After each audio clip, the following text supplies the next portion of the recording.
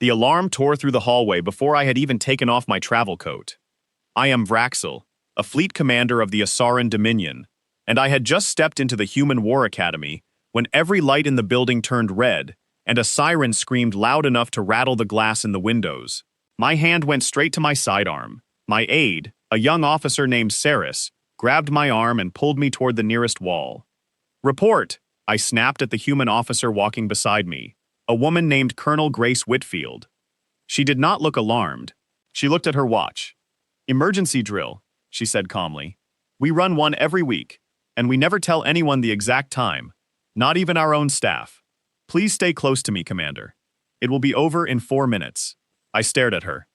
Around us, doors burst open, and cadets sprinted through the corridor in full gear, moving with speed and order that surprised me. Nobody screamed.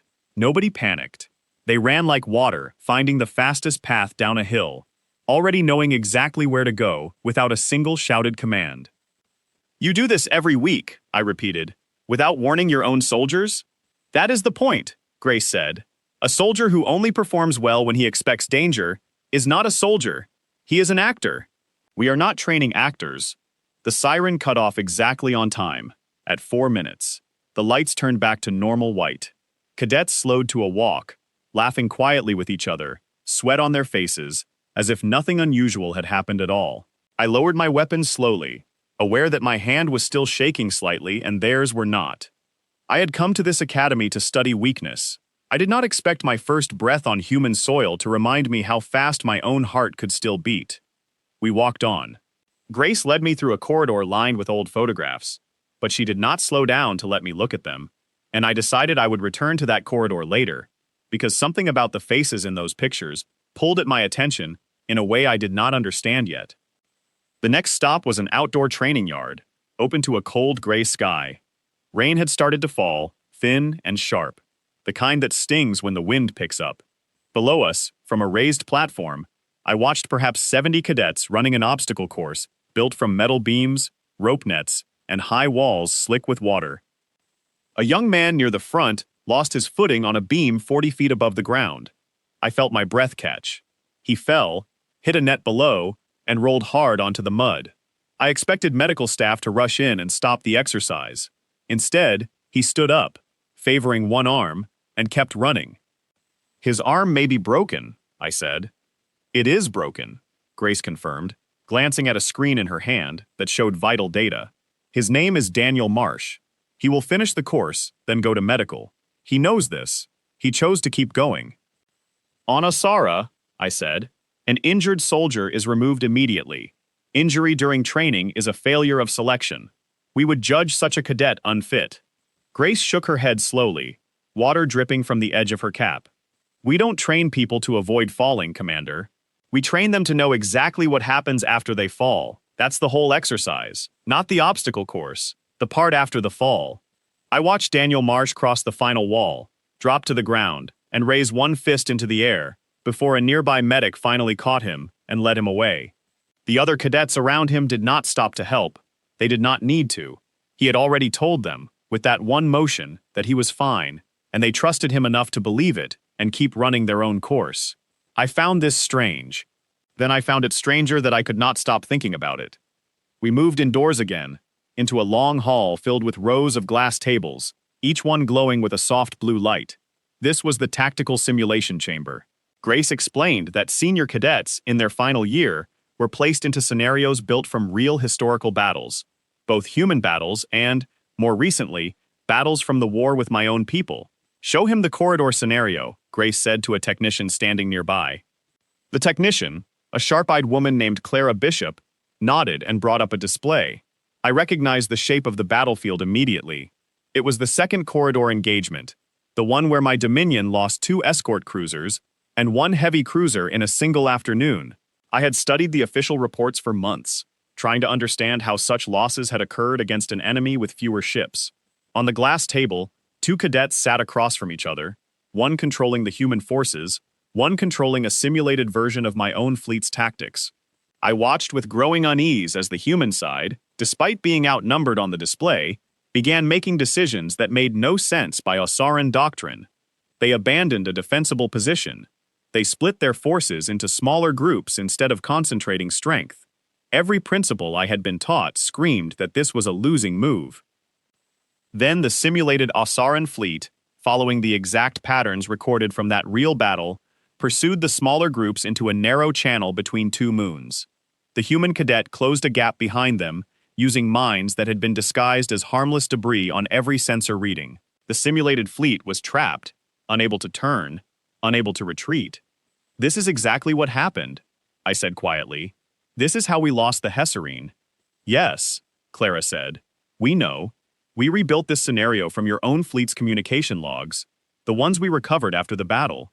Every cadet in their final year plays both sides of this scenario at least once. We want them to understand not just how we won, but why your side made the decisions it made.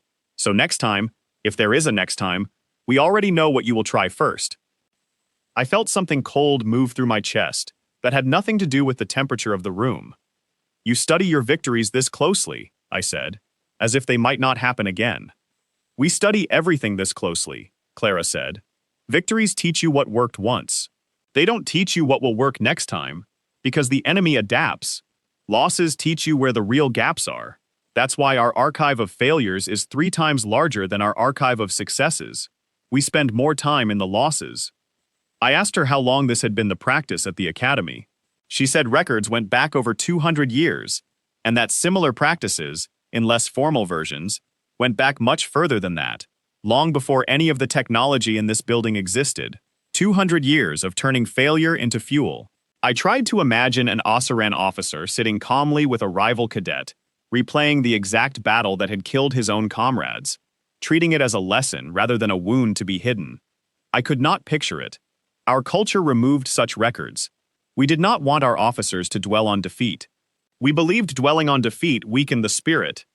I was beginning to wonder if we had confused two very different things: weakness and memory. Grace led me onward, out of the simulation hall and into a wide gymnasium, where a different kind of training was underway.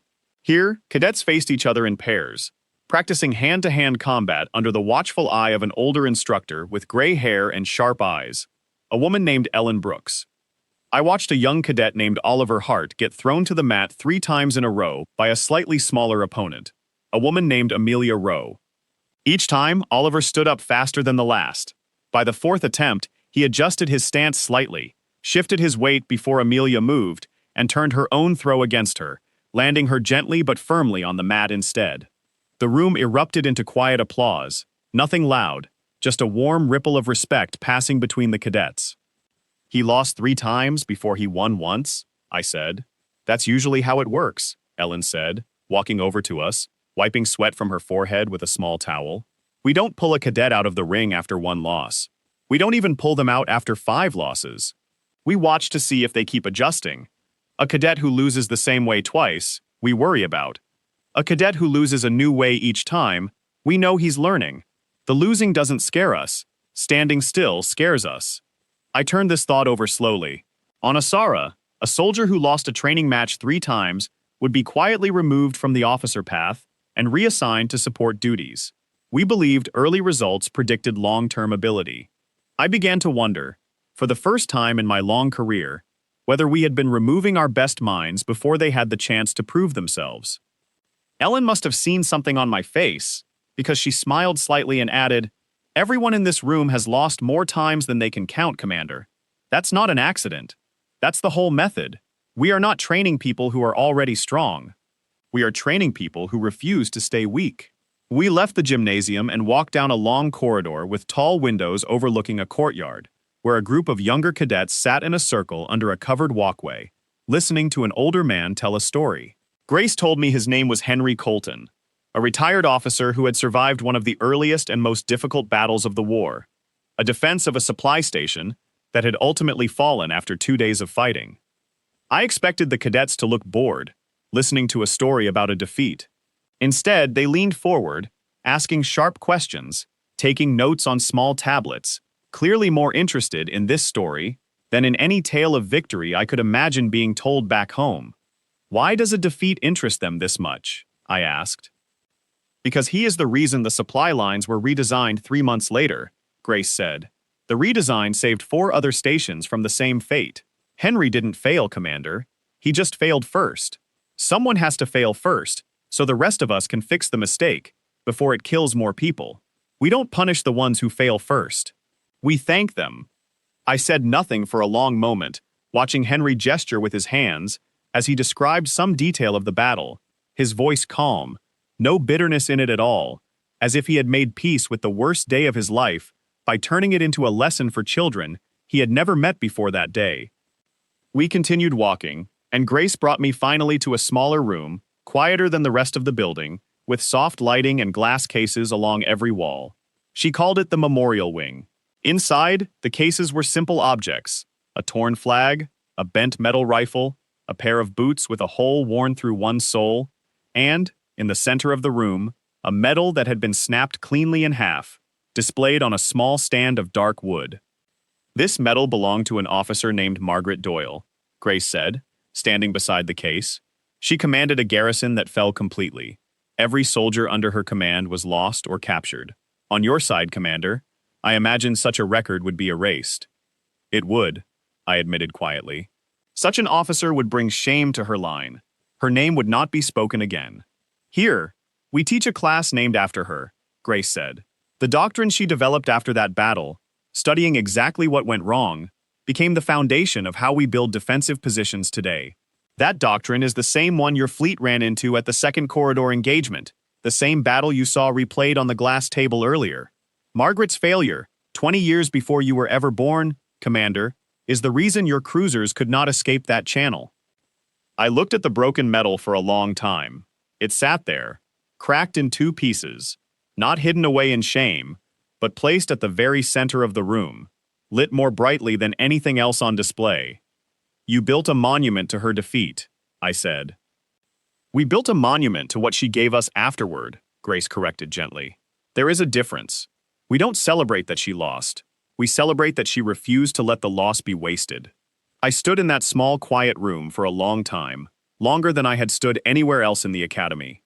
Saris, beside me, had stopped taking notes several rooms ago, and now simply stood in silence, staring at the broken metal with an expression I recognized from my own reflection in the glass. I thought about the alarm that had greeted me at the door, testing readiness without warning. I thought about Daniel Marsh finishing a course with a broken arm because he trusted his own body to tell him the truth. I thought about the glass table replaying my own fleet's greatest failure as a lesson for cadets who had not even been born when it happened. I thought about Oliver Hart losing 3 times before adjusting his stance just enough to win the 4th. I thought about Henry Colton describing his worst day calmly to children, turning his failure into their future safety, and I thought about a broken medal displayed at the center of a room, brighter than anything around it. On Asara, we remove weakness. We erase failure from the record so that only strength remains visible, so that our officers never have to look at the shape of a mistake for too long. I had always believed this was wisdom. Standing in that small, quiet room, I began to understand, slowly and with growing unease, that we had not removed weakness at all. We had simply removed the memory of it, and with that memory, we had removed the lesson hidden inside it. Humanity did the opposite. They kept every scar visible. They built entire rooms around their worst days. They let children study the shape of every mistake until the shape itself became a shield for the next generation. I understood, finally, standing in front of that broken metal, that we had not been fighting a species with slightly better tactics or slightly faster ships. We had been fighting a species that treated every single defeat as raw material, patiently, for hundreds of years, refusing to ever let a lesson go to waste. 11 months of war had not shown me the full measure of them. 11 months had only shown me how they began. Grace walked me back toward the shuttle pad as the rain finally stopped and the sky began to clear above the academy grounds. She asked, in a polite and professional tone, whether I had any final questions before my departure, the kind of question an officer asks at the end of any formal inspection. I opened my mouth to answer her. I found that I had nothing to say. I boarded the shuttle in complete silence. Saris sat beside me, equally silent, staring out the window as the academy grew smaller beneath us. When we finally reached orbit, she asked me quietly what conclusion I intended to send back to the War College, what report I would file, after everything we had witnessed that day. I did not answer her either, not at first. I sat with the question for a long moment, turning it over the way Ellen Brooks had described a cadet turning over a lost match, searching for the one small adjustment that might change everything next time. Finally, I told her the truth. There was no version of that report I could write that would not sound, to the ears of the high command back home, exactly like fear. And for the first time in my long career, I was no longer certain that word would be wrong.